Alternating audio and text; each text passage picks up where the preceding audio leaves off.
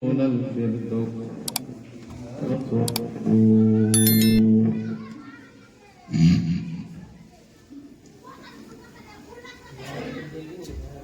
پہلے اللہ رب العالمین کا بہت شکر و احسان ہے، کرم ہے، فضل ہے، جس نے ہم سبوں کو ہفتے کی عید کہتے جمعہ کے دن اپنے دربار میں حاضری کی توفیق عطا کی۔ اللہ رب العالمین ہمارا آنا قبول فرمائے، آمین۔ حاضرین جمعہ، بزرگوں، دوستوں، عزیز طلباء و طالبات،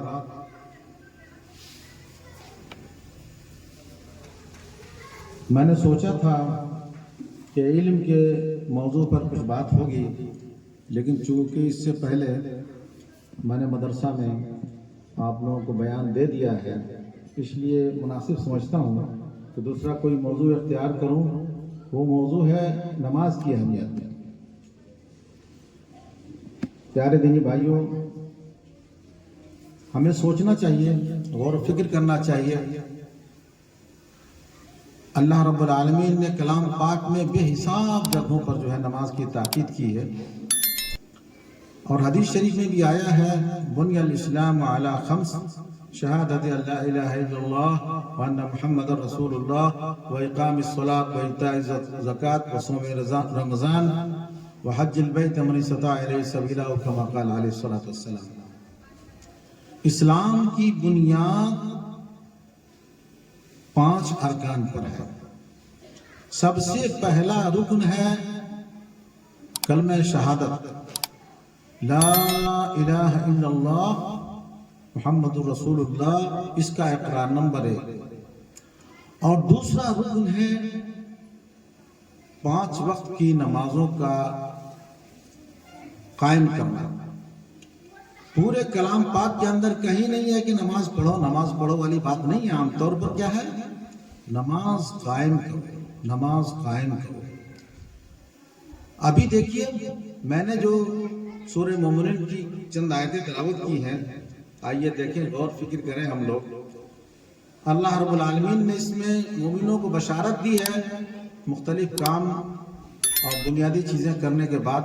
تو دیکھیے، غور کیجئے۔ پہلی آیت، بسم اللہ الرحمن الرحیم، شروع اللہ کے نام سے جو رحمان الرحیم ہے۔ قد افلح المؤمنون، مومن ہر حال میں کامیاب ہیں۔ کون سے مومنین؟ الذین هم فی صلاتهم خاشعون، وہ مومنین جو اپنی نمازیں خشوع خضوع کرتے ہیں، جو اپنی نماز میں خشوع خضوع کرتے ہیں۔ دیکھیں، پہلی ہی آیت نماز سے شروع ہوئی۔ دوسری چیز کیا ہے؟ والذین هم عن اللغو معرضون، مومن وہ ہیں جو لغویات سے پرہیز کرتے ہیں۔ والذین هم للزکاۃ فاعلون، مومن وہ ہیں جن کی کوالٹی یہ ہے کہ وہ زکوٰۃ ہر حال میں ادا کرتے ہیں، زکوٰۃ دینے کا کام کرتے ہیں۔ والذین هم لفروجهم حافظون، مومن وہ ہیں جو اپنی شرمگاہوں کی حفاظت کرتے ہیں۔ الا علی ازواجهم او ما ملکت ایمانهم فانهم غیر ملومین، ہاں، مومن اگر شرمگاہ کی خواہش پوری کرتے ہیں تو بیویوں سے یا لونڈیوں سے، فإنہم غیر ملومین، مومنین جو اپنی خواہشات کو بیویوں سے یا لونڈیوں سے پوری کرتے ہیں، فإنہم غیر ملومین، ان پر کوئی ملامت نہیں ہے۔ فمن ابتغى وراء ذلك فأولئك هم العادون، اور بیوی اور لونڈی کے علاوہ دوسری طرح سے جو خواہش پوری کرتے ہیں تو حد سے زیادہ تجاوز کرتے ہیں، اللہ کے قانون کو توڑتے ہیں۔ والذین هم لأماناتهم وعهدهم راعون، مومن وہ ہیں جو اپنی امانتوں اور عہدوں کی پاسداری کرتے ہیں۔ والذین هم علی صلواتهم یحافظون، مومن وہ ہیں 5 وقت کی نمازوں کی حفاظت کرتے ہیں۔ اولئک هم الوارثون، یہی لوگ جنت کے وارث ہیں۔ الذین یرثون الفردوس هم فیہا خالدون، ایسی کوالٹی رکھنے والے جو آیتوں میں ذکر کیا گیا، یہ ہر حال میں جنت الفردوس کے وارث ہوں گے اور اس میں ہمیشہ رہیں گے۔ اللہ رب العالمین ہم سب جنت الفردوس توفیق عطا فرما مرنے کے بعد، آمین یا رب العالمین۔ کہنے کا مقصد یہ ہے، اس آیت میں بھی اللہ رب العالمین اس سورہ کے اندر پہلی آیت میں بھی اللہ رب العالمین نے کوالٹی کی جو ذکر کی ہے وہ یہ ذکر کیجئے کہ الذین هم فی صلاتهم خاشعون، جو اپنی نمازیں میں خشوع خضوع کرتے ہیں. خشوع خضوع بالکل یکسوئی کے ساتھ للہ فی اللہ. اور آپ سب نے فرمایا نماز سب سے پڑھو گویا کہ تم اللہ کو دیکھ رہے ہیں. یہ تمہارے دلوں میں نہیں آتا کہ یہ سمجھو اللہ تو ہمیں دیکھ رہا ہے. بڑے بڑے حاکم کے پاس جاتے ہیں تو کتنے باادب کتنے باتمیز ہو کر کے ہم کھڑے ہوتے ہیں. تو اللہ تعالیٰ نے ہمیں سکھایا ہے کلام پاک کے اندر وقوموا قانتین، اللہ کے پاس نماز کے لیے جب کھڑے ہو جاؤ انتہائی بہترین ادب و سکون اس کے ساتھ کھڑے ہو جاؤ. اب مجھے کہنا یہ ہے ایک آیت تو یہ ہے ہی نماز کے بارے میں، پھر آخری آیت بھی جو ہے وہ بھی نمازی کے سلسلے میں ذکر کیا. بتائیے والذین هم علی صلواتهم یحافظون، یہ دو بار کیوں ذکر کیا؟ جو اپنی نمازوں کی حفاظت فرماتے ہیں. اللہ اکبر. اور کوالٹی کے ساتھ ساتھ دو آیتیں صرف نماز کے سلسلے میں شروع اور اخیر میں بھی بتایا. اس کا مطلب یہ ہے کہ نماز کی بہت بڑی اہمیت ہے، اس میں کوئی شک نہیں. نماز اسلام کے بعد یہ کیا کہتے ہیں توحید کے بعد سب سے دوسرا رکن ہے جس کو پوری دنیا میں اگر 1.5 ارب مسلمان کہلائے جاتے ہیں 150 کروڑ اور سارے کے سارے اگر عاقل تو نماز ہے. ہاں جو لوگ عاقل بالغ نہیں ہیں تو ان پر فرض نہیں ہے، یا پھر ہماری ماؤں بہنوں بیٹیوں میں سے کس حالت میں نماز فرض نہیں ہے ان کے اوپر؟ جب MC کا پیریڈ حیض کے خون آتا تو اس دوران نماز معاف ہے. یا پھر ہماری ماؤں بہنوں کے بچے نفاس کا خون بچہ آنے کے بعد ہوتا ہے تو 4 دنوں تک نماز عالم نماز ادا کرنی. کتنی اہمیت ہے. اور یہی وہ رکن ہے جو پوری دنیا کے اندر مشرق سے مغرب تک بالکل جو ہے سب کو ادا کرتا ہے اور اس کی معافی کی کوئی گنجائش نہیں ہے. آپ کو پتا ہے اذان، سبحان اللہ، اذانی سے پہلے کلمات سے غور فرمائیے. مؤذن کہتا ہے اللہ اکبر، اس کا معنی مطلب یعنی اللہ سب سے بڑا ہے.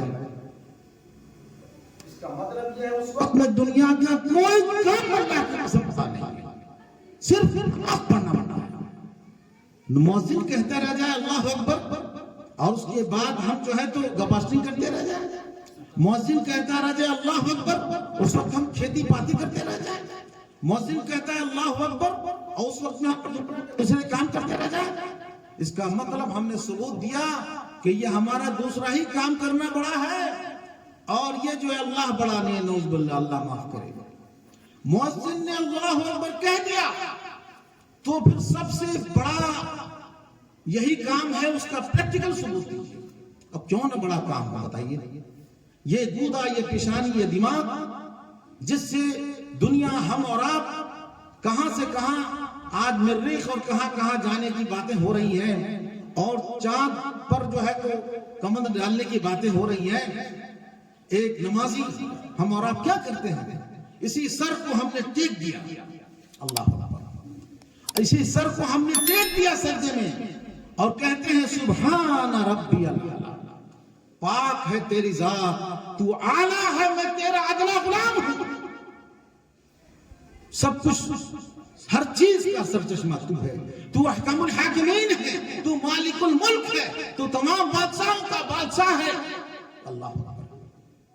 آپ کو پتا ہے ملیشیا کے لیبوریٹری میں سائنسدانوں نے تجربہ کیا نمازی کی حالات کا، اور سجدے میں جس وقت انسان جاتا ہے اس وقت میں سبحان اللہ ایسے دماغ کی پوزیشن سکون کی اطمینان کی ہو جاتی ہے کہ وہ کسی وقت میں بھی انسان کے کسی لمحے میں نہیں ہو سکتی.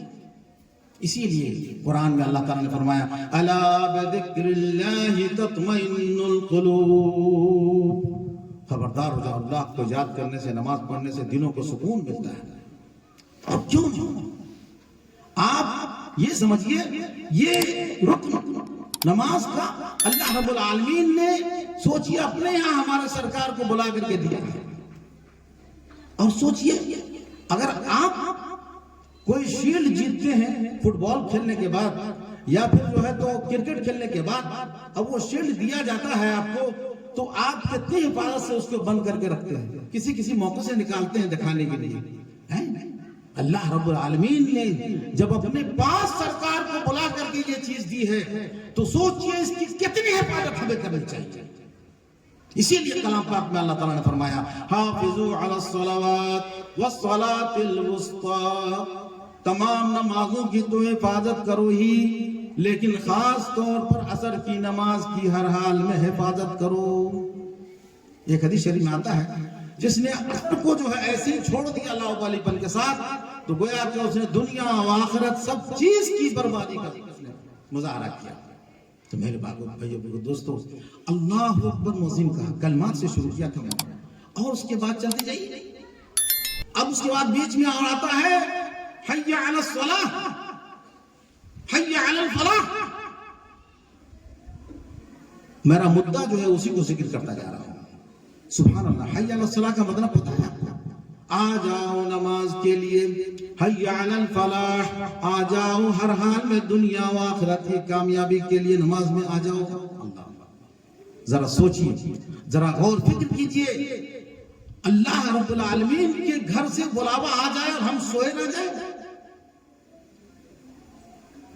ہم اور آپ اگر اپنی بیوی کو گھر میں بلاتے ہیں اور کہتے ہیں ادھر آؤ، نہیں سنتی ہے تو ہم کتنا بڑا شاسن لاگو کر دیتے ہیں. کہتے ہیں کمبخت، بدتمیز، تو میری بات تک نہیں سنتی. میں کہاں سے کما کے لاتا ہوں، تیرے لیے خون پسینہ کی کمائی لاتا ہوں اور تو میری بات نہیں سنتی. سوچیے ذرا سا میرے بھائی دوستو، ذرا ٹھنڈے دل سے سوچیے. کوئی بھی باپ اپنی بیٹی کی شادی کر کے جو ہمیں دیتا ہے تو بلوغت تک تو عام طور پر اپنے پاس رکھتا ہے.